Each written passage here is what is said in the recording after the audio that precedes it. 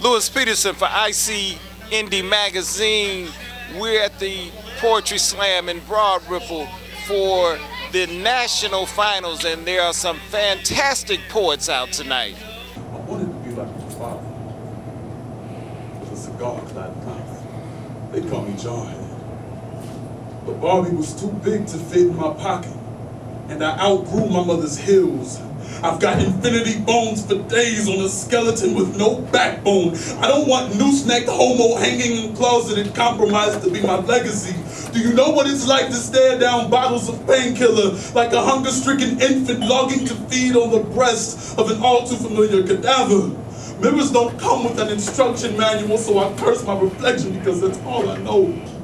The water moves over our torsos, and we both know that time is a ticking clock that cannot anchor us to this world but move our souls deep beneath the soil of nature. We will become the deep. Our skeletons will become the homes of stingrays, laying next to buried treasure. Because what is not before us would flow naturally, like a baby uttering his or her first words, or like the winds from the hands of the Pacific Northwest, conducting the waves of the ocean like two lovers intertwined, synchronized in motion. Our military has over 1 million soldiers in it, but most people are too embarrassed to admit that they don't know any. Or that not everyone that wears a uniform is a hero. There isn't a pattern in camouflage to disguise wrinkles in our hands that will never let us forget that post-traumatic stress disorder is just some patriotic way of saying regret. And a thank you don't mean shit when you don't ask us how much we had to hurt ourselves to come back. I'm sorry. But if you haven't been there, then fuck your opinions. Yep. They're about as fact-based as Christopher Columbus discovering America. You only know what the story's told you. Saw, nails, screws. Pickup truck with ladder rack, hotter than a Cadillac. A PhD is cool, but not like trade school, cause a maintenance man can use his tool. Soft and pretty ain't sexy on a man. I want scars and stubble and calloused hands. It's not how strong you are or what you can bench, it's what you can do when you wield your wrench. If I could, I would take her low self-esteem and I would rest it on my shoulder.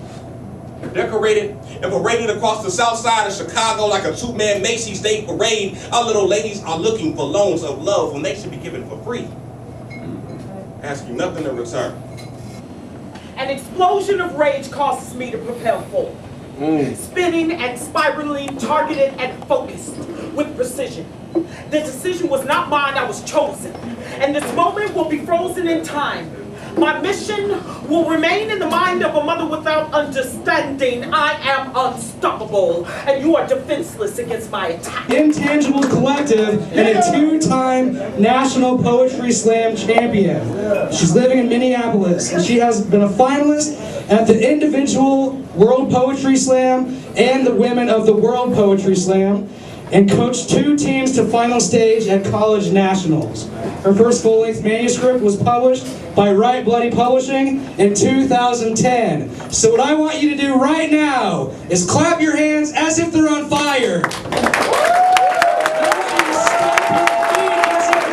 You didn't sound too much like your pulse. Was it the day I drove away from you, freshly graduated from high school, 2 months premature of your first murder? Did I put too many states between us? Did you put your own heart in the freezer next to the thought of me?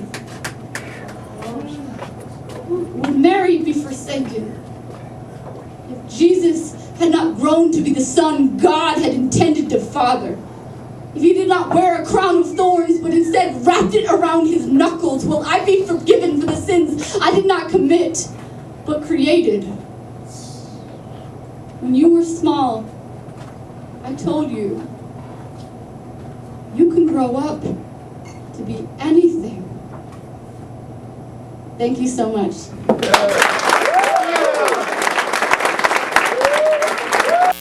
Hi, I'm St. P. Slam Master of Indianapolis Poetry Slam. I'm here with ICIndieMag.com. We are interviewing our feature for tonight, Sierra DeMolder of St. Paul, Minnesota. Sierra, how did you get started with Poetry Slam? The first Poetry Slam I ever went to, my father was competing in. I was 14 years old, and it was morbidly embarrassing. And so that was the first time I was introduced to the art form, and then I started slamming when I was 20 in Oneonta, New York.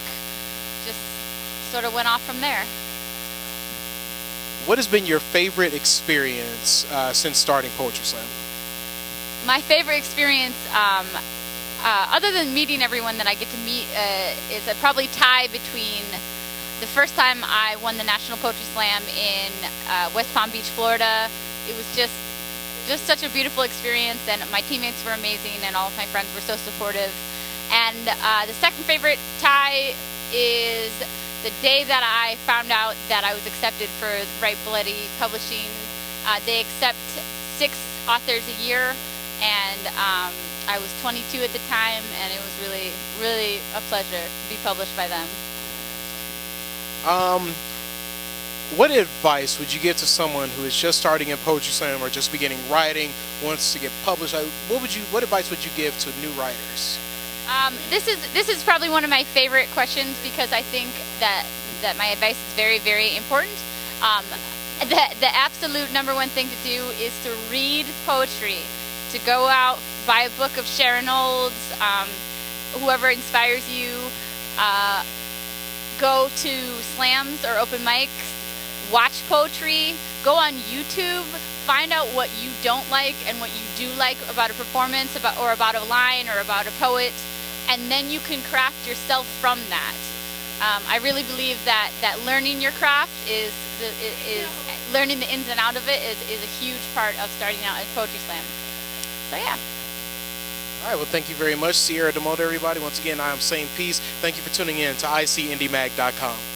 To represent Indianapolis on the national stage, the top 1 performer from this competition gets to represent Indianapolis on the individual national stage. World stage. The world stage. World stage. World, baby. That person will be going solo in addition to being with the team. That's what's happening. So, let's give it up for all these finalists one last time. In 5th place from this evening, who will be the alternate if anything happens to one of the first 4, no ideas, is Heather. Give it up for Heather, everybody.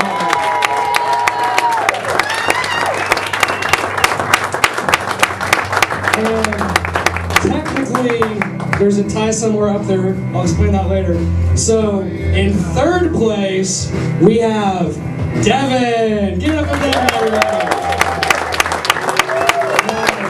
This tie I previously spoke of was in 2nd place. So that is... Obviously, if I say the tie of 2, it's what I want. So, just go for it. All right. So obviously, the 3 people I have not named yet are on the team, and our winner, who will also be at the individual World Poetry Slam. Give it up, everybody, for T. Otis. Hey there, everybody. My name is Devin Ginn. My name is Adam Hinsey. I'm Corey Ewing, a.k.a. St. Peace. I am Gabrielle Patterson. And I'm Terry Otis. Fantastic Poetry Slam. Talk about your style. Well, kind of the philosophy of the slam is that this is the audience's show. Although the poets are important at our show, the most important aspect is the audience. So the audience dictates what's great poetry and what's not great poetry. And I think it's a completely... how do you say? It's in the hands of the people as to who the great poetry people are. Yeah, I think whenever you do have a poetry slam or any competition like that, it should be very organic. You should be able to feel throughout the night how everything is progressing. As far as style goes with it, any particular writing, there's some in the school of thought that you should write for the audience. I'm in the complete opposite boat of it. You should write for yourself and what you feel should be written. And then if you perform it and people love it, then they love it. If not, then so be it. Not everyone will appreciate everything. So I would have to say for style, like, go with whatever is in your heart, whatever you feel should be written, what should be written about, and it'll all flow from there. If you're really into it, it'll show on stage and it will come across and other people will connect with you. If not, then maybe you weren't meant to write it and go through with it. So let's give it to the champion. Let's see what he's got to say. Well, I think that poetry is definitely the opportunity to kind of express yourself. I heard somewhere that poetry is a public sharing of a very private matter. And I think that if we just stay true to ourselves and you write what you feel, you know, you'd be surprised how many people can relate to you. So I think that, you know, when you write for yourself, you know, you secretly write for everybody who wants to pick up a pen. And in the end, if you inspire somebody to change or to do something, or to get up and pick up a pen or to do something, I think that, you know, whatever style it is you do, I think the purpose of the mission of your writing is accomplished. So, at the end of the day, poetry should be fun. Now, I have a blast with my poetry every single time I get on stage. I yell, I whoop, I holler, I do all of the things that I like to do while I'm on stage. And hopefully you come along for the ride. Hopefully you are enjoying yourself. But at the end of the day, it's my poetry, and my poetries attend to me all the time. And hopefully everything that you write, don't let, you know, if you're thinking about getting into poetry, doing anything that any of us do, have fun with it. Never be scared to go on the stage. Never compare yourself to anybody else. Your poetry's a 10 every time, no matter what anybody says. For me personally, I'm a big theater geek. So I like to integrate my writing with my performance aspect, and I just go all out. I like to have fun, but I have to take myself seriously sometimes, but that pretty much defines my poetry style. How much has acting, and I know you mentioned theater, but how much has the music industry and just you're growing up in the culture that you embrace throughout your life, how much has that affected your poetry or added to your poetry? Personally, I think it's been everything. You know, I was in theater just like Devin was. I grew up in the forensic speech and debate community, so that was definitely a part of me coming into poetry. Just communication, hip-hop, rock and roll, grunge, I mean, you name it. We completely talk about our lives and what influenced us, and that's what makes us great as a community, is that there's just so many different voices, there's so many different life experiences to talk about. Also as well, I don't mean to speak for Teotis, but Teotis and I both have a theater background as well. And if you're kind of watching us, you know, all of us are just kind of theatrical kind of people in and off the stage. We are all very theatrical people, if you haven't noticed. So, I mean, look how he stops for a pose all of a sudden. I mean, that's amazing. It takes an actor to be able to do that. Yeah, like she said, I have a theater background, but I used to want to rap, and I couldn't stay on beat. And so, yeah, poetry definitely became a passion of mine, and then theater. So, you know, always learning how to put the two together and come up with something interesting to, you know, have fun with it, and definitely entertain too, and just be up there and just do me, you know, and do us, all that good stuff. I guess we all have a theater background. I used to do theater too, so like we're all a bunch of theater kids that turned out right. Also did forensics, such as Adam and Teotis did speech, team, and debate. So yeah, just having that background is a great lead into Poetry Slam. You're just transitioning from doing something that other people wrote to something that you wrote, and you can automatically connect with, that you were there throughout the process for it. So it's you, your emotions and everything, and it's just that easy transition of moving from the external to the internal and getting it out to people. So that had a great influence, especially on being comfortable in front of a large group of people. We'd like to thank you all for sharing your thoughts and your inspiration with the community, and we wish you well in the finals, and we know the community needs your spirit, they need your love, they need your energy, and they need your culture. Thank you very much. Thank you. This is IC Indie Magazine at the Poetry Slam.